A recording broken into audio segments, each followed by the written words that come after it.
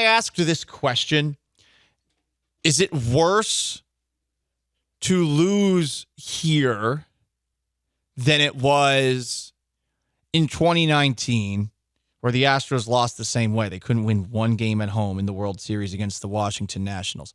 I do think this is worse. I think if you make it to the World Series, it sucks to lose in the World Series, but you still made it to the World Series. You still got further. You can still fly a pennant for that. Exactly. You don't get to fly anything for this unless you're some loser organization like the Mariners. Yeah. Like, you don't get to do. There's no way to commemorate the season unless you want to do AL runner-up, which hopefully the Astros won't do.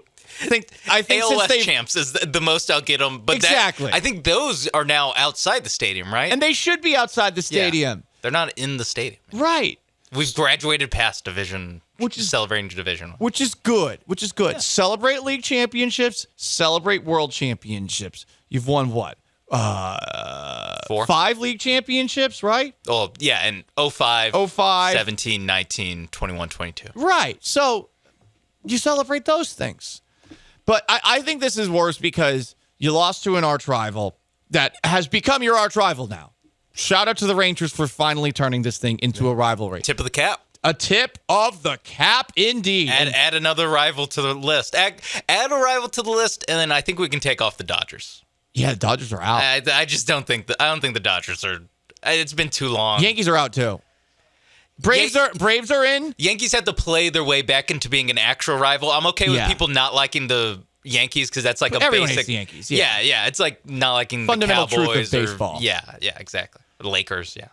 You lost to the Rangers. This is worse. You are going to find out someone who thinks that losing in the 2019 World Series was worse.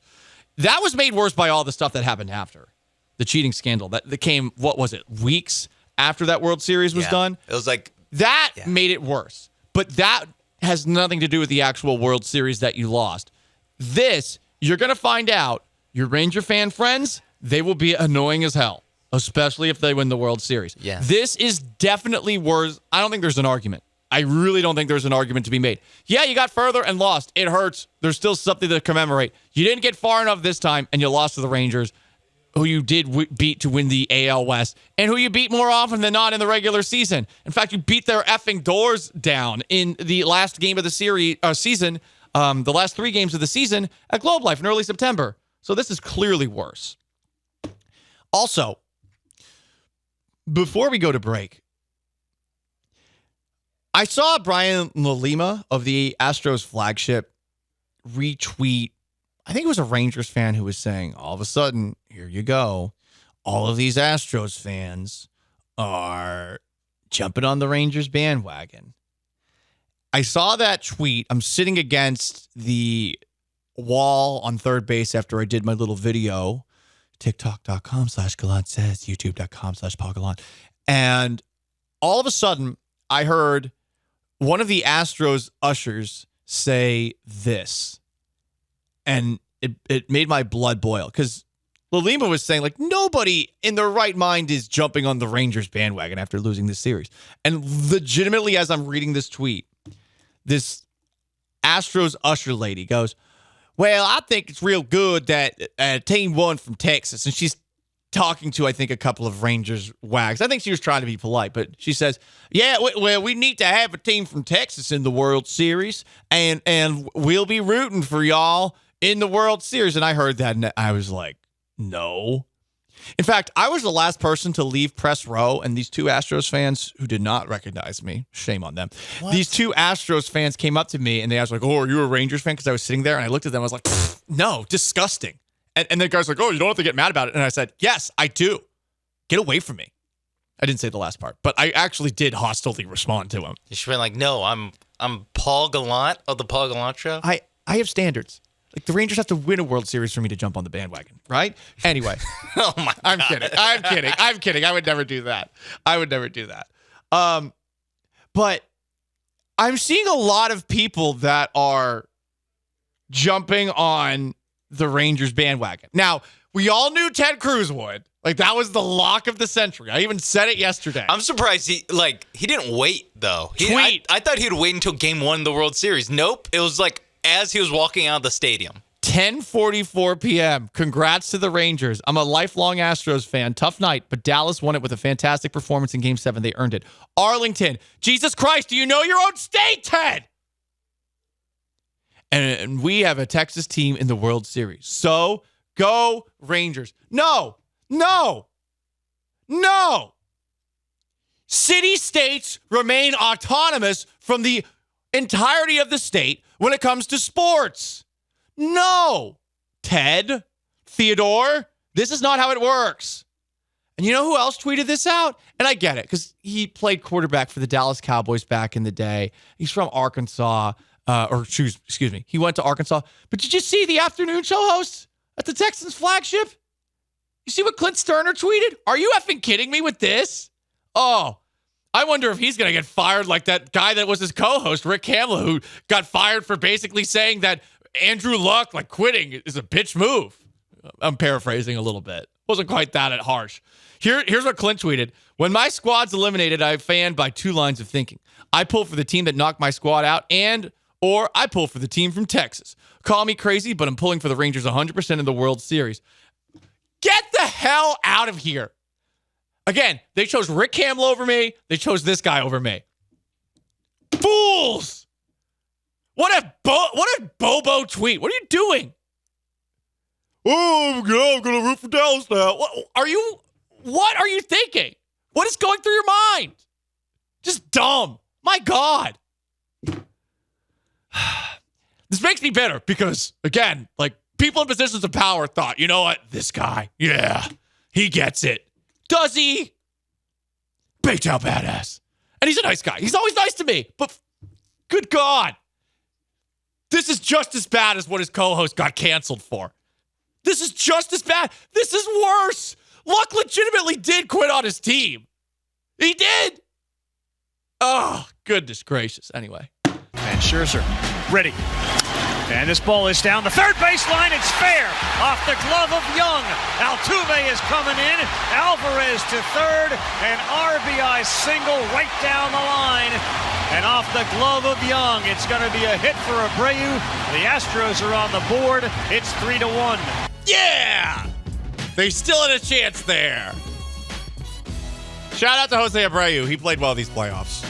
He made up for the bad contract that Jeff Bagwell gave out because in the regular season it didn't work, and there were signs in last year's regular season that perhaps his play, his ability was diminishing. He had a good postseason. Top of the Astros order did its job, specifically Jose Altuve, Yordan Alvarez, and Jose Abreu in this series. But the rest of the lineup, not so much, and that's how you see the Astros going down 11-4 yesterday. Their season is over. The other news today, Dusty Baker has told people in the Astros organization, per The Athletic, that this will be his last year.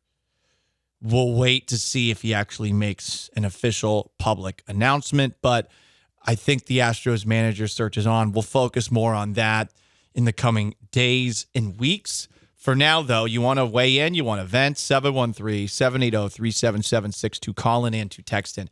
I still can't get over the people that are jumping on the Rangers bandwagon after losing. Is it because the word Texas is in the name?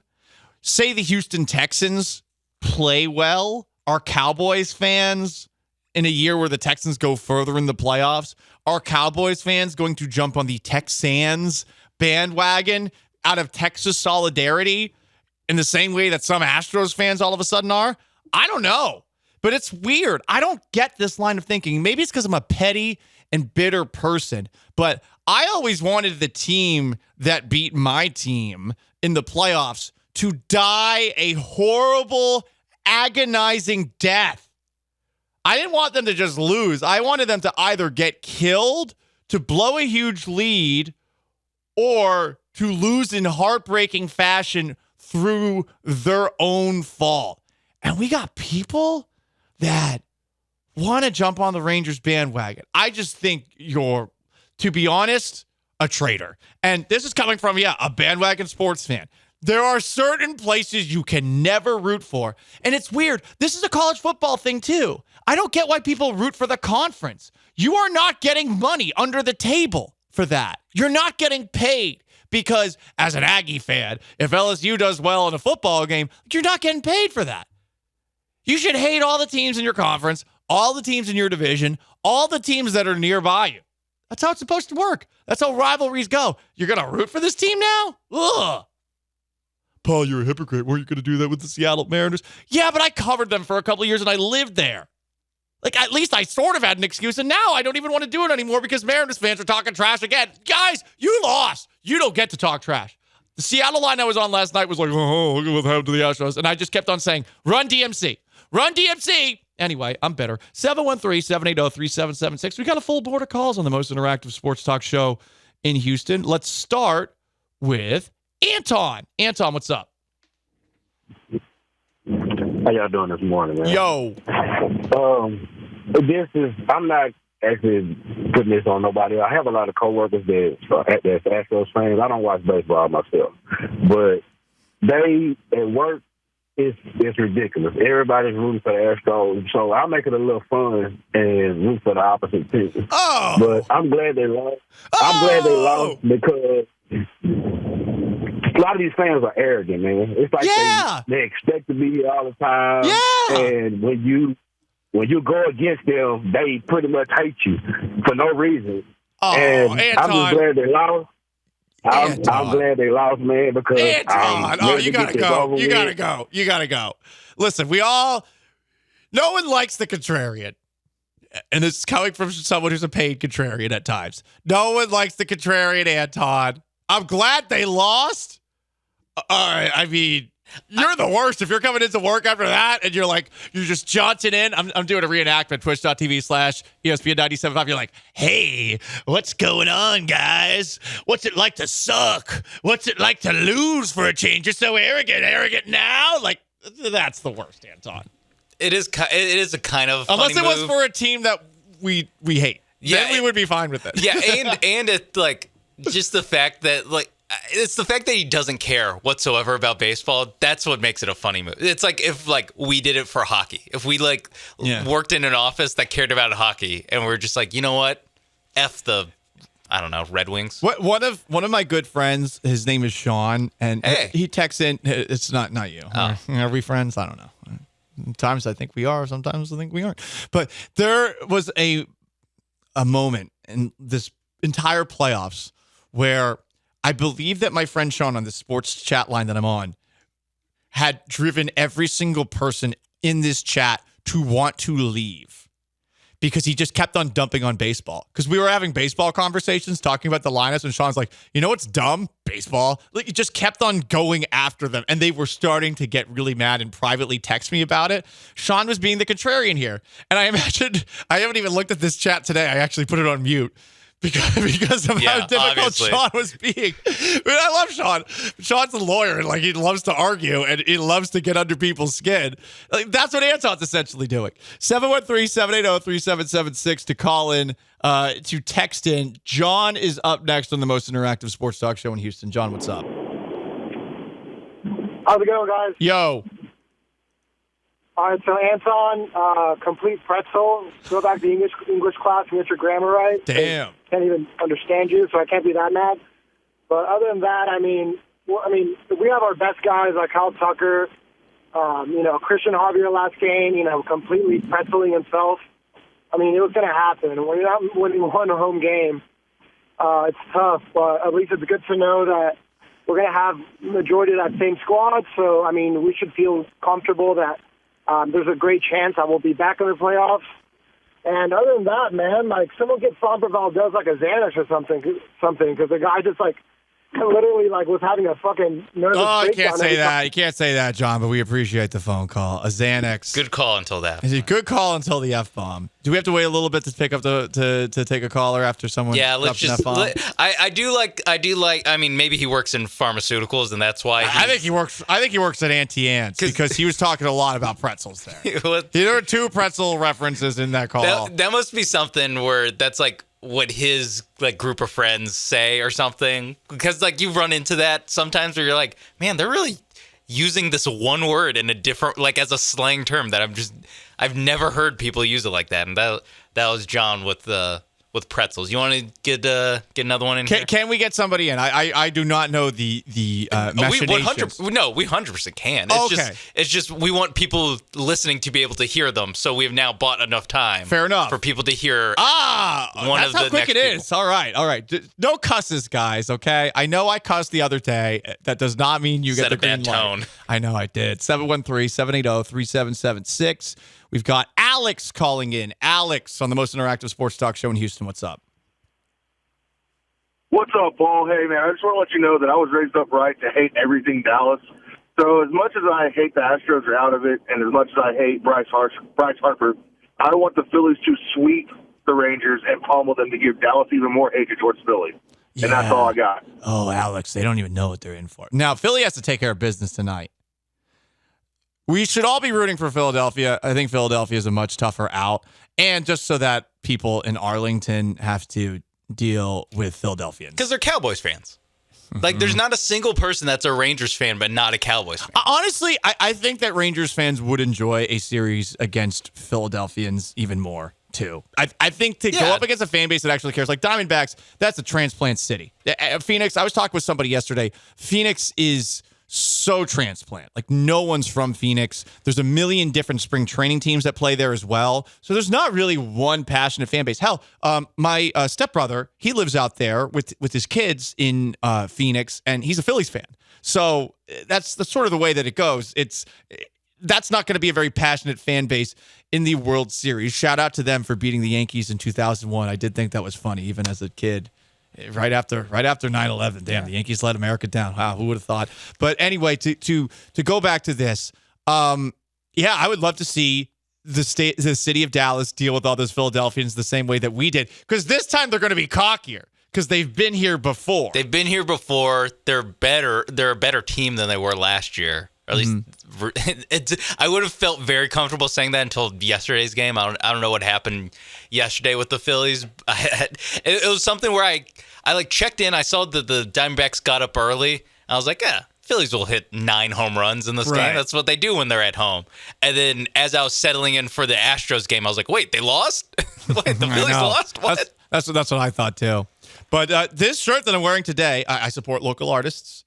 It is actually a Philadelphia shirt because it's the only anti-Dallas shirt that I could find. Guess where they all come from? Literally Philadelphia. Every single anti-Dallas shirt is from Philadelphia. That's why we need the Phillies to win. That's what. Yeah. It just adds juice to it. And like you're saying, that how this loss is worse than the 19 World Series loss, part of that is because you're going to have to hear chirps from Rangers fans. You have never had to hear a chirp from a single Nationals fan, because I do not know a single Nationals fan. They don't exist. There's like more Orioles fans that live in that area, even though the Orioles like have stunk until this past year. One last thought on this, as far as the Philadelphia versus Dallas dynamic. If the Astros beat the Phillies in last year's World Series and the Phillies win this year's World Series, do we get to claim like a quarter of a title? Just a quarter.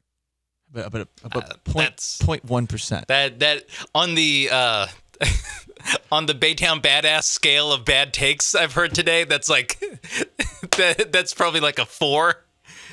We found a new segment, the Baytown Badass Bad Take Boulevard.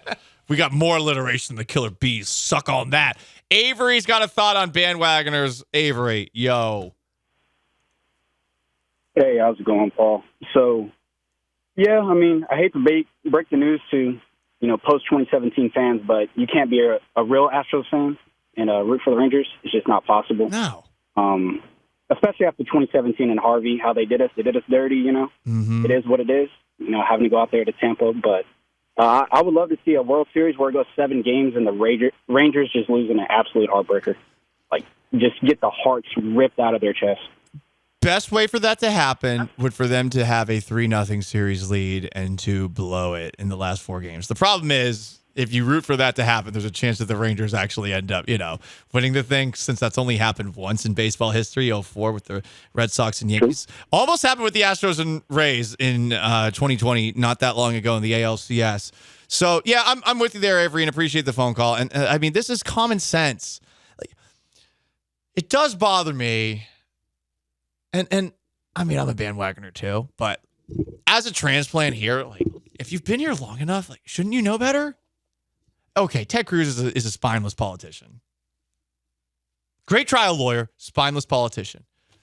But I really don't get that take by Clint. Like, how did you think that was going to work? Like, but hey, then again, you know what? Like, this is how it works on Undisputed. This is how it works on First Take. We're talking about it. We're talking about it. We are promoting their show. Damn.